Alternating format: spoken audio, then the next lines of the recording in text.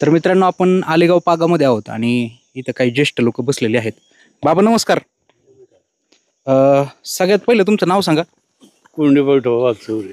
बरं, आता इलेक्शन येते, हा, तर काय वाटतंय तुम्हाला की ह्या इलेक्शन मध्ये आपला कौल कुठं असेल?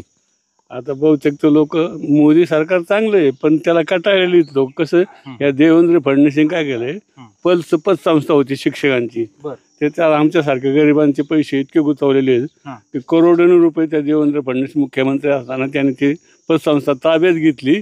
म्हणले लोकांचे पैसे आम्ही देऊ, पण ते आजपर्यंत काही पैसे दिलेले नाही. ते पल्स मध्ये गुंतवले होते काय तुम्ही? हा, माझे 25,000 आहेत. 25ची आम्हाला 7 वर्षात 55,000, त्याला आता 28-30 वर्ष झाली. मुख्यमंत्री असताना त्यांनी ते पतसंस्था ताब्यात घेतली की गव्हर्नमेंट पैसा देणार ते. हा, ती शिक्षकांची सगळी लोणी बाप करला लोणी कारभार जमीन होती त्यांची. ती जमीन आणि पैसे सगळे ताब्यात कोणी घेतले? ह्यांनी घेतले, देवेंद्र फडणवीसनी. म्हणलं असं आम्ही देऊ पैसे त्यांचे लोकांचे, तर अद्यापर्यंत ते पैसे आले नाही. म्हणजे 5 वर्षात दुप्पट मिळणार होते, 7 वर्षात दुप्पट मिळणार होते, त्याला आता 30-32 वर्ष झालेत. बरं, आणि बाकीच्या बाबतीत काय सांगाल? आता शेती वगैरे आहे का तुम्हाला? आहे ना. काय वाटतंय तुम्हाला, शेतीमध्ये परवडतंय सध्या, नाही परवडत? कसं वाटतंय मोदी सरकारचे धोरण? काही माल केला तर त्याला बाजार नसतो. आता कांद्याची तर निर्यात बंदी आता उठवली, पण आता लोकांनी काही नाही टाकला पाहिजे. आता आम्हाला तर काही शेती होत नाही, आम्ही आपलं खंडानी वाट्याने देऊन टाकतो करतो. बरं, आता सरकार मग आता ह्या वेळेस आपलं मतदान कुठं कुठं असणार? आता बहुतेक म्हणतो राष्ट्रवादीला असणार. म्हणजे आपले शरद पवार साहेबांकडे? हा, पवार साहेबांकडे. बरं बरं, ठीक आहे, चालतंय. आणि काय वाटतंय पवार साहेबांचं समजा जर काय आलं सरकार, काँग्रेसचं सरकार जर केंद्रात जर आलंच, तर शेतीच्या बाबतीत काही धोरणं चांगली राबवतील असं वाटतंय का? हा, शेतीच्या बाबतीत धोरणं चांगलं, कारण शेतकऱ्याची शेतीची जाणीव आहे ना त्यांना. पण मोदी सरकारने तर आता तुम्हाला खात्यावरती 2-2 हजार द्यायला सुरुवात केली. हा, त्यांनी देत होता मोदी सरकार. आम्ही सांगतो वरचं सरकार चांगलं आहे, पण सगळं नासवलंय देवेंद्र फडणवीस आणि अमित शहानी. ठीक आहे, चला, बाबांची प्रतिक्रिया सुद्धा बोलकी आहे. तुमचं नाव काय? मारुती शिवाजी गाडेकर. आणि काय वाटतं तुम्हाला, बाबांच्या मताशी आपण सहमत आहात का वेगळं मत आहे आपलं? सहमती. सहमत आहे, तेच मत आहे. म्हणजे यंदा शरद पवार साहेबांकडनं कल आहे आपला. बरं. तर मित्रांनो, आपण आलेगाव पागामध्ये आहोत आणि या ठिकाणी जाताना पाणी पिण्यासाठी आपण एका घराजवळ थांबलो होतो. काका, सगळ्यात पहिले तुमचं नाव सांगा. रघुनाथ कोंडेबा वागचौरे. अच्छा, आणि काय सांगाल, तुमचा व्यवसाय कोणता आहे? शेती. शेती आहे. हो. तर काय वाटतं तुम्हाला, आता इलेक्शन येते 2024चं, तर त्या ही इलेक्शनच्या संदर्भात आपला कौल कुठं असेल? असं आहे, मोदी सरकार चांगलं आहे, पण शेतकऱ्याच्या संदर्भात मोदी सरकार अजिबातही व्यवस्थित नाही. चांगली धोरणं चांगली नाहीत. कारण शेती कांद्याची बरबाद झाली शेतकऱ्यांची. म्हणजे जो शेतकऱ्यांना कांद्याचा 50,000पर्यंत जो खर्च होतो तेवढं सुद्धा होत नाही, म्हणजे उत्पन्न वसूल होत नाही.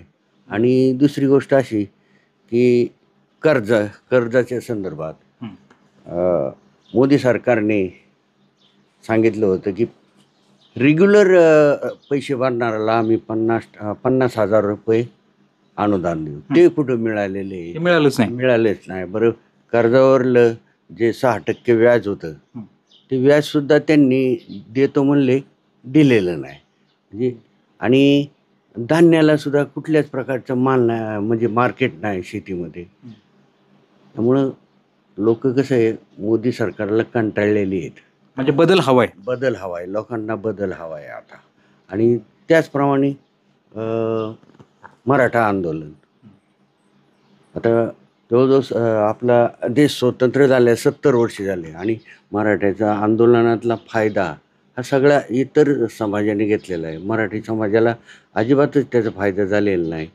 आणि मराठीची मुलं शिकूनही म्हणजे नोकऱ्या मिळत नाही, शिक्षणात प्राधान्य मिळत नाही. त्यामुळं मोदी सरकारवर नाराज आहे थोडीशी. मोदी सरकारवरती नाराज आहेत. आता यंदा अमोल कोल्हे आणि आढळराव पाटील दोघ जण उभे आहेत. तर आढळराव पाटील अजितदादांच्या बाजूने उभे आहेत आणि शरद पवार साहेबांच्या बाजूने अमोल कोल्हे आहेत. तर मग यावेळेस आता काय करणार आपण? आता कसं आहे, आम्ही 3 टर्म आढळरावला निवडून दिलेले. आढळरावने काय खाल्ल्या पातळीवरच कामं केली. खासदार असून सुद्धा केंद्रातून काही मतदारसंघाचं जे मोठ्या निधी आणले नाही. तसं कोल्ह्यांनी शेतकऱ्यांचे प्रश्न मांडले, संसदेमध्ये. बरं. कांद्याचे प्रश्न असो, शेतकऱ्याच्या मालाचे असो, शेतकऱ्याच्या कर्जाच्या संदर्भात असो, हा असे प्रश्न मांडल्यामुळे लोकांची भावना आता, आणि सरकारला बी कटाळलेत लोक, मोदी सरकारला. त्यामुळं आता परिवर्तन होईल असं अपेक्षा आहे. बरं बरं बरं. परंतु मोदी सरकारने आता 2,000 रुपये महिन्याला आपण म्हणूयात की ते खात्यावरती ट्रान्सफर करतात आहे, तर त्या संदर्भात काय सांगाल? ते कितीक लोकांना आहे? 5% लोकांना सुद्धा ते मिळत नाही. जवळजवळ किती 90% लोक राहतात आणि 10-5% लोकांना मिळतात. असे काय त्या 2,000 सगळे लोक बसतच नाहीत ना. आणि मग त्यांना मिळणं म्हणजे काय सगळं जनता सुखी झाली असं काहीच नाही आहे ना. ठीक आहे, धन्यवाद. सर, सगळ्यात पहिलं आपलं नाव सांगा. संदीप भोसले. आणि आता इलेक्शन येत आहे 2024चं, तर काय वाटतंय आपलं कौल कुठं राहील यंदा? तुतारीकडे. तुतारीकडे का असं वाटतंय? अमोल कोल्हेंनाच मतदान करायला पाहिजे.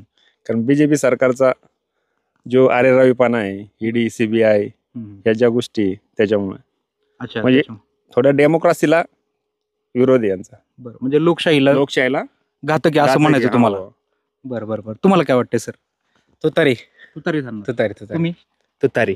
अच्छा, म्हणजे तुतारी समर्थक आपल्याला आता या ठिकाणी भेटलेले आहेत. तर आता बीजेपी सरकार जे आहे, बीजेपी सरकारने आता शेतकऱ्यांना ते काय 2,000 काय देतात ते त्यांच्या अकाउंटला, त्याविषयी काय सांगाल तुम्ही? ते आपलंच घेतात ना, आपल्याला देतात. असं होतंय. हो. बरं बरं बरं. म्हणजे शेतीच्या संदर्भात काय वाटतंय तुम्हाला की एकंदरीत बीजेपी सरकारची धोरणं आहेत ती काँग्रेस सरकार आल्यानंतर बदलतील असं वाटतंय? असं वाटतं चेंज हवा आहे. कारण तुम्ही विचार करा, सोन्यावर आणि चांदीवर GST 1.5% आहे आणि शिक्षणावर 18%. बरं बरं बरं. म्हणजे तुम्ही विचार करा ना या गोष्टीचा. म्हणजे जे काही धोरण आहेत आता सध्या शेतकऱ्यांच्या बाबतीत 15 लाख येणार होते, आले का? काळा पैसा आणणार होता, आला का? तुम्ही शेतकऱ्यांची कर्जमाफी ज्यावेळेस काँग्रेसच्या काळामध्ये 60,000 कोटीची कर्जमाफी केंद्राकडून झाली, तुम्ही इथं उद्योगपतींची कर्जमाफी केली 20 लाख कोटीची. म्हणजे जे तुम्ही सगळे जे गोष्टी आहेत त्या सगळे गुजरातीवाल्यांचीच कर्जमाफी ना, शेतकऱ्यांची कुठे येतात? शेतकऱ्यांची कर्जमाफी व्हायला पाहिजे नव्हती?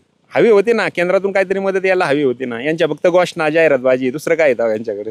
बरोबर. त्यामुळे आता आपण अमोल कोल्हेंनाच बीजेपीचा रोष व्यक्त करण्यासाठी आम्ही तुतारी आमचा पवार साहेब आम्हाला पहिल्यापासून. आज त्यांचं कामही चांगलं आहे इकडं. ठीक आहे. तर बोलक्या प्रतिक्रिया तरुणांनी देखील या ठिकाणी दिलेल्या